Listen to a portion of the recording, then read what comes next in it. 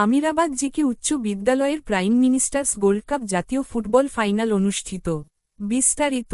চাঁদপুর সদর উপজেলা বিষ্ণুপুর ইউনিয়নের আমিরাবাদ গোলাম কিবরিয়া উচ্চ বিদ্যালয়ের প্রাইম মিনিস্টার্স গোল্ড কাপ জাতীয় ফুটবল প্রতিযোগিতার প্রতিষ্ঠান পর্যায়ের অন্তঃশ্রেণী ফাইনাল এবং জলবায়ু পরিবর্তন সচেতনতামূলক বিতর্ক প্রতিযোগিতার পুরস্কার বিতরণী অনুষ্ঠান 2026 অনুষ্ঠিত হয়েছে বৃহস্পতিবার দুপুর 1টায় বিদ্যালয়ের মাঠে। অনুষ্ঠানের প্রধান অতিথি হিসেবে বক্তব্য রাখেন বিদ্যালয়ের ম্যানেজিং কমিটির সভাপতি এনাম চৌধুরী।